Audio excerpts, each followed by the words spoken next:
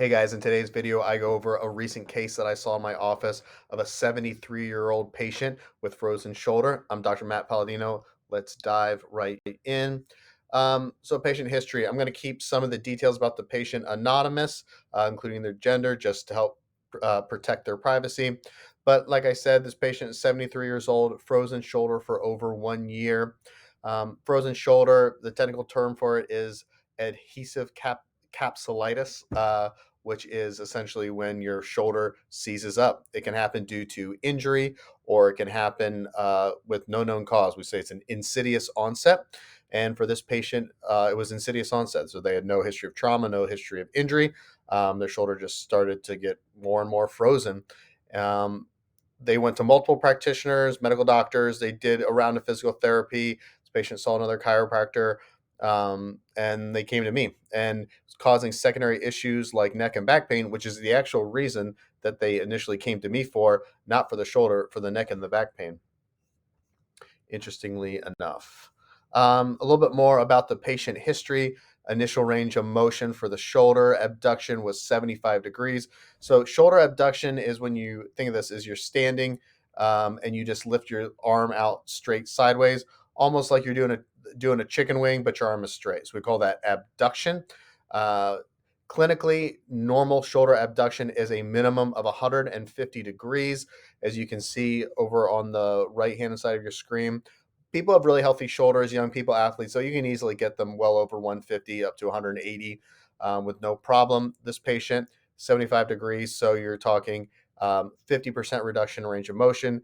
And for over a year, you could see how that could cause a lot of problems in this patient's life and their day-to-day activity, difficulty reaching up to grab things, difficulty doing household duties, difficulty getting dressed, putting on deodorant was one of the things that they said they had a problem with.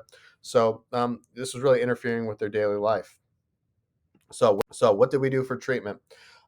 So for the back and neck pain, we just did typical chiropractic care. Uh, but for the shoulder, for the frozen shoulder, we ended up doing 6 sessions of low level laser therapy that I do at my office. The machine that I use, the laser I use, is called an Arconia FX504, which in my opinion is the top of the line. You really can't get much better than that in terms of low level laser therapy. It's also, this machine is has FDA clearance for chronic shoulder pain, so it's a great option if someone has chronic shoulder pain or, like this patient, frozen shoulder. And so these are some really cool results. I have them graphed out, so let's take a look. So they really weren't experiencing any pain in their shoulder. It was just their shoulder was just frozen, just really restricted. So let's go ahead and we graphed it out. You can see the very first visit was in the beginning of November, and that measurement is 75 degrees. And you can see a huge jump from the first visit to the second visit, a really big increase in that range of motion.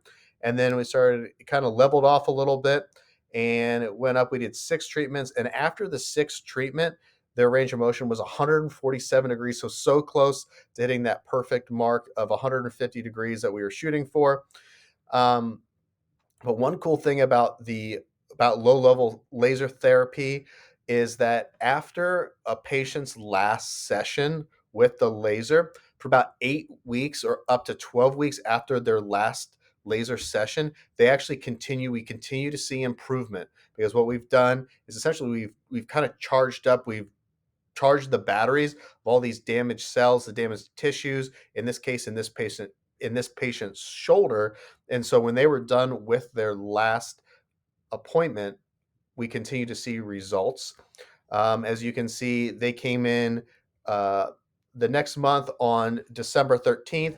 We had a little bit of increase, and then their last time on December 28th, it was up to 155 degrees of abduction. So the range of motion continued to increase. Um, Unfortunately, I couldn't keep doing measurements because this patient heads south. They head to Florida for the winter, and so they are no longer around. So I can't get any more measurements.